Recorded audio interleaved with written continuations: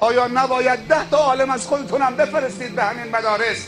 یا اینکه معدل 19 ها رو بفرستیم آمریکا و لندن و نمیدونم جاهای دیگه برای دانشگاه علوم پزشکی، معدل 10 ها رو میفرستیم مدرسه دینی که بعد اونها هم ملاهای سربار جامعه و زکات بگیر درست بشن؟ اگر راست میگیم همون معدل 19 و 75 صدومی که میفرستید دانشگاه علوم پزشکی، اونو حیف ندون برای فرستادن به دانشگاه اسلامی.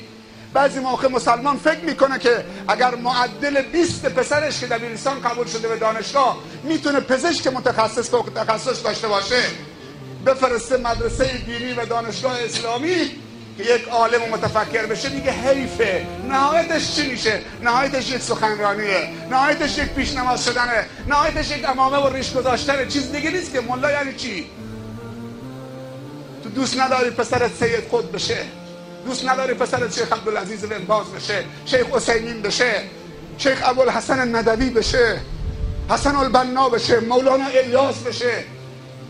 دوست نداری یک نویسنده و کاتب اسلامی بشه که با نیش قلمش دنیا رو بلند بکنه و بگذاره و از نیش قلمش صدها پزشک درست بکنه؟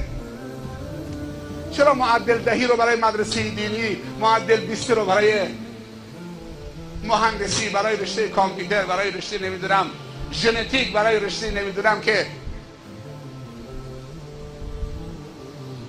اگر برای دنیا ارزش قائلی، برای آخرت هم باید ارزش قائل باشی. چون کسی که برای دنیای تو ارزش قائل شده اون اللهه.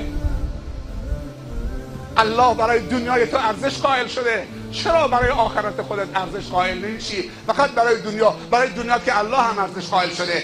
آیه قرآنه ولا تنس نصیبک من الدنیا، نصیب تو از دنیا فراموش نکن. من یه محاسبه میکنم، خودت جواب بده. فرهنگ دینی رو وسیع اونطوری که خدا گسترده و وسیع معرفی کرده اونطوری برداشت بکنی. دین را و دینداری را و عبادت را در نماز و اعمالی که مرتبط به آخرت قرار ندیم. امروزه تا گفتیم دینداری و دین، ذهن ما میره رو اعمالی که صرفا به درد جهان و آخرت میخوره دیگه. دنیا وقتی گفتیم عبادت، ذهن ما فقط میره داخل مسجد و تو 4 رکعت نماز.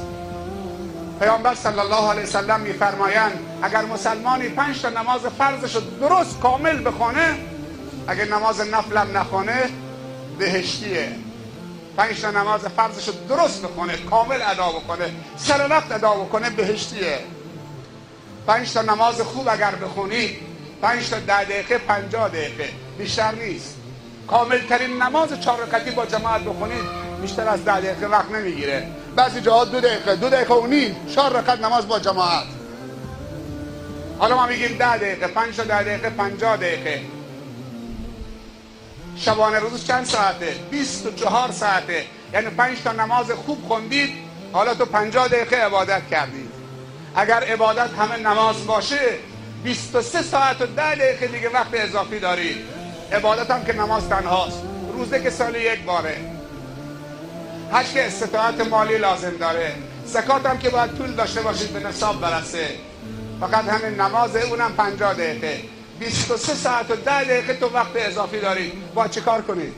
اگر ورزش عبادت نباشه، اگر تفریح سالم عبادت نباشه، اگر حرفه و فن عبادت نباشه، اگر اقتصاد و تجارت عبادت نباشه، اگر دید و بازدید و صله رحم کردن عبادت نباشه، اگر هنر عبادت نباشه. علما کتاب نوشتن جلوه های هنری در قرآن. اگر کامپیوتر یاد گرفتن، زبان یاد گرفتن، به دنیای آباد پرداختن، اقتصاد قوی داشتن، فرهنگ قوی داشتن، هنر قوی داشته باشن، اینها عبادت نباشه، پس نماز تو 50 دقیقه، 23 ساعت و 10 دقیقه تو نمیدونی چه کار بکنید. در نتیجه چون که فکر میکنیم عبادت فقط نمازه، زنها از بعد از نماز عصر تو کوچه ها و پارک ها و خیابان ها همینجور دارن میچرخن، نمیدونن چه کار کنن. یا دم در نشستن، فقط ماشینا رو دارن میشمارن چند تا ماشین رد شد. سر وقتش که رسید نمازش هم میخونه.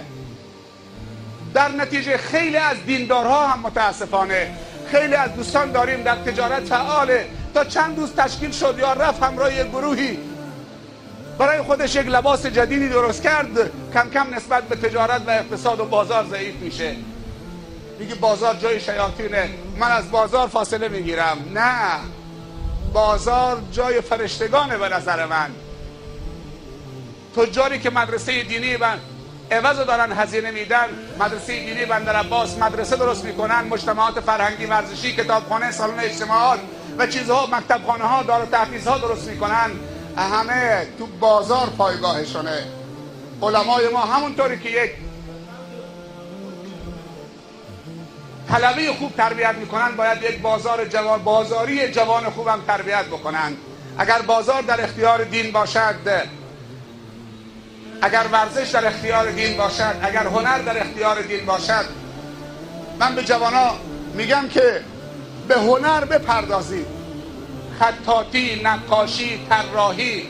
مصحف صفحه اولش نوشته خطاطی طه عثمان.